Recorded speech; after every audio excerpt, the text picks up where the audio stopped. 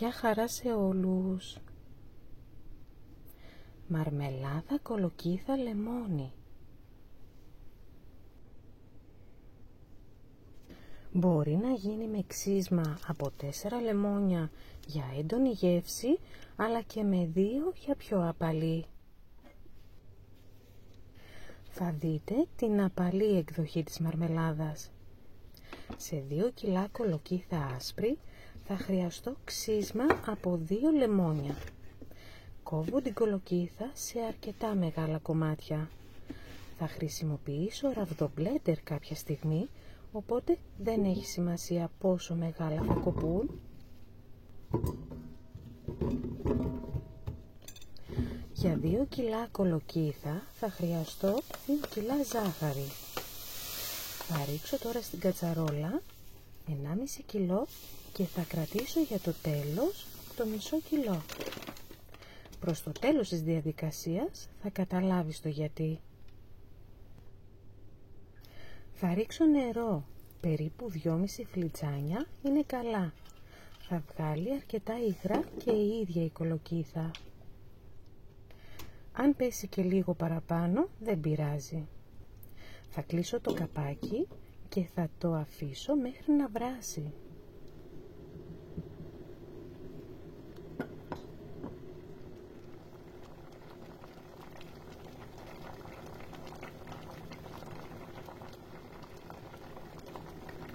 Η κολοκύθα μαλακώνει σχετικά γρήγορα. Τραβάω λοιπόν στον πάγκο για να διαλύσω με το μπλέντερ. Έτσι γλιτώνω χρόνο στο βράσιμο και η μαρμελάδα δένει πιο εύκολα.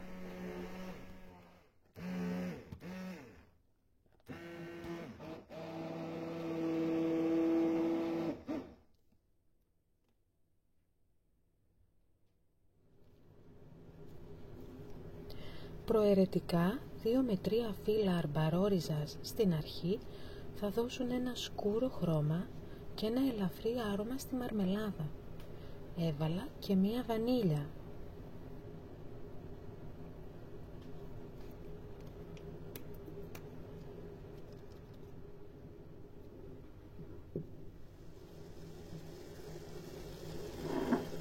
Εάν χρειάζεται αφαίρω και τον αφρό.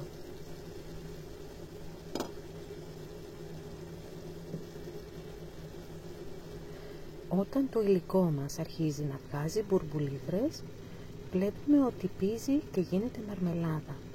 Αφαιρώ τα φύλλα της αρμπαρόριζας, χαμηλώνω τη φωτιά, βάζω το καπάκι στα μισά της κατσαρόλας και αφήνω. Για απαλή γεύση λεμονιού θα ξεφλουδίσω 2 λεμόνια.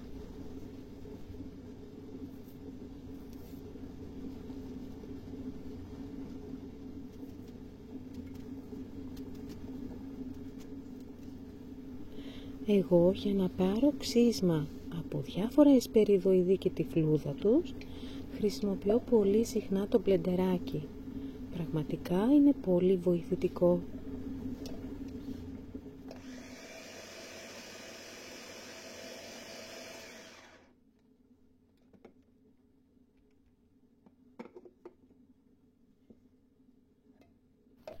Οι φλούδες θρηματίζονται αρκετά καλά στο μπλέντερ και δεν κουράζομαι.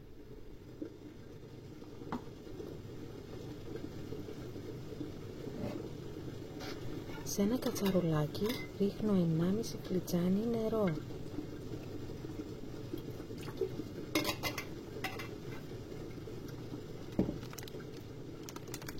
Το μισό κιλό από τη ζάχαρη που κράτησα νωρίτερα θα το ρίξω και αυτό τώρα, όπως και το ξύσμα.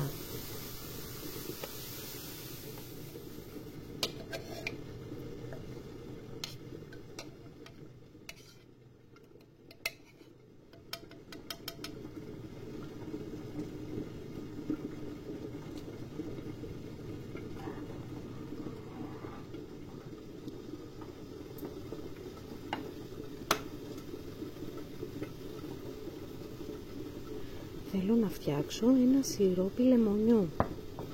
Θα το βράσω λοιπόν για 1 δεκάλεπτο περίπου. Εάν δω ότι φουσκώνει, ανασηκώνω λίγο από τη φωτιά και χαμηλώνω στο μέτριο ή απλά ανακατεύω με μια αρκετά πλατιά κουτάλα.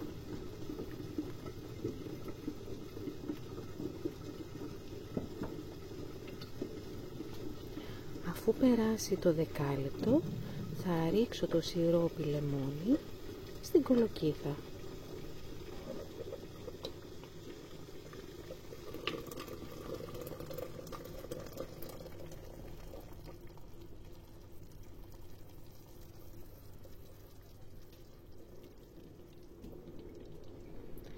Θα βράσω για 1 20 λεπτό με μισοσκεπασμένη κατσαρόλα σε μέτρια φωτιά μέχρι να δέσει.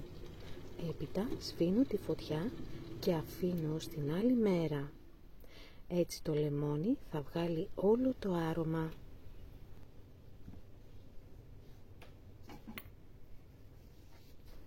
Την επόμενη μέρα έχω μία πυκνή μαρμελάδα κολοκύθας με απίθανη γεύση λεμονιού.